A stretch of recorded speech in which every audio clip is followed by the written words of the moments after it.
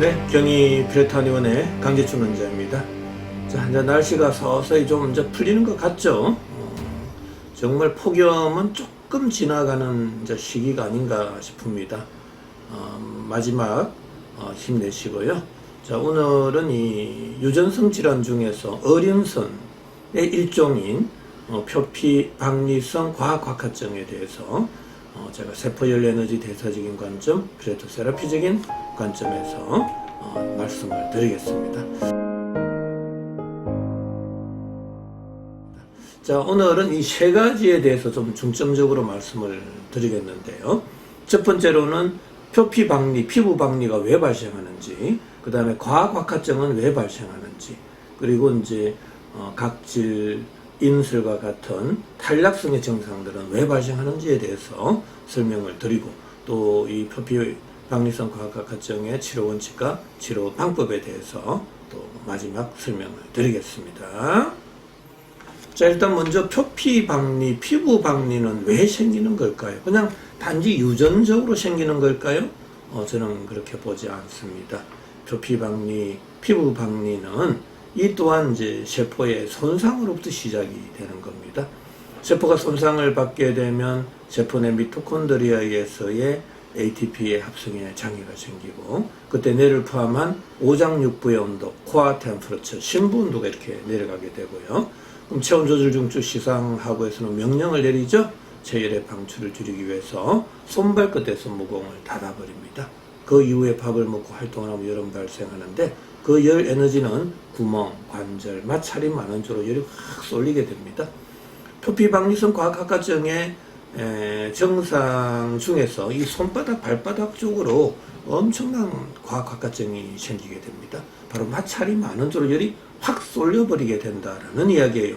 자, 열이 쏠리는 부위의 피부 온도는 올라가죠. 자, 이때 굉장히 중요합니다. 피부 온도가 올라가는 게 염증이 되는데, 그 표면의 온도가 올라가는 순간 표면 장력, 끌어당기는 힘은 약해지고 밀어내는 힘, 억력이 강해집니다.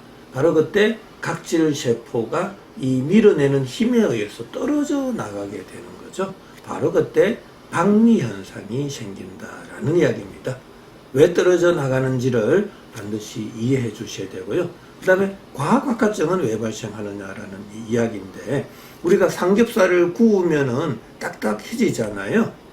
바로 그 현상도 인체에서도 나타나게 됩니다. 우리가 손바닥, 발바닥 쪽으로 열 쏠림 현상이 심해지고, 그때 피부 온도가 올라가는데, 그때 끌어당기는 힘, 표면 장력과 밀어내는 힘, 억력이 공존하고 있다라는 겁니다. 그때 고무줄을 양쪽에서 잡아당기는 현상과 같아지는데, 그때 피부는 딱딱해진다, 과학학화증이 생긴다라는 이야기입니다. 자, 마지막으로 왜 그러면은 인설, 각질, 비듬과 같은 탈락성의 증상이 생기느냐라는 이야기인데, 제가 신분도가 내려가면 모공이 다친다 그랬죠? 저 모공이 장기간 다치게 되면 피부로의 수분 공급량은 줄어들고, 그때 피부는 건조, 균열, 태소나 현상이 생기게 됩니다.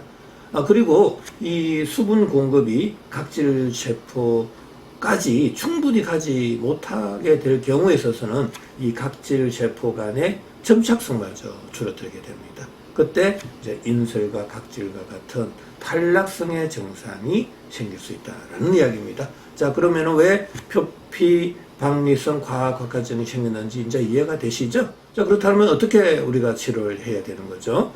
반드시 낮아져 있는 몸속 온도는 끌어올리고, 높아져 있는 피부 온도는 낮추고, 닫혀져 있는 모공을 열어서 열 에너지를 전신으로 골고루 분산, 방출시켜야 됩니다. 이렇게 심부온도 올리고 피부온도 낮추고 모공을 열어주는 이제 방법으로는 네 가지를 제가 추천해드리고 있는데, 한방에 약물요법, 식이요법, 생활요법, 운동요법이 있습니다. 한방에 약물요법에 있어서는 심부온도를 올려주는 온중 산화지제, 피부온도를 내려주는 청열 해독지제, 모공을 열어주는 발한 해표지제와 같은 약효가 있는 약제들을 처방하게 되는데요. 대표적인 처방으로는 피레토탄과 피레토판이 있습니다. 자, 식이요법도 엄청 중요합니다. 어떤 음식을 먹어야 할지 말아야 할지를 저는 영양학적 관점이 아니라 세포열 에너지 대사적인 관점에서 설명드리고 있고요. 생활요법 또한 우리가 어떤 환경에서 거처해야 되는지, 중요합니다. 어떻게 잠을 자야 되는지도 그거에 따라서 심부 온도의 영향을 다 인체는 받게 됩니다. 마지막으로 이제 운동요법인데요. 우리가 물에서 하는 운동은 가급적이면 삼가해 주시고 운동을 할 때 땀이 흠뻑 좀 날 수 있는 그러한 운동을 추천해 드리고 있습니다. 마지막으로 이제 7호씨 우리가 주의사항인데요. 세포의 열 에너지 대사를 억제하는 약들은 가급적이면 한약이든 양약이든 다 조심하셔야 되고, 그리고 유통기간을 길게 하기 위해서 항산화제, 보존제, 또 방부제와 같은 식품 첨가물을 쓰는 그러한 음식물들도 가급적 피해 주셔야 됩니다. 자, 오늘은 이 유전성 질환, 표피박리성 과학학화증에 대해서 세포열 에너지 대사적인 관점에서 좀 자세하게 설명을 드렸습니다. 자, 오늘도 건강한 하루 되시기 바랍니다.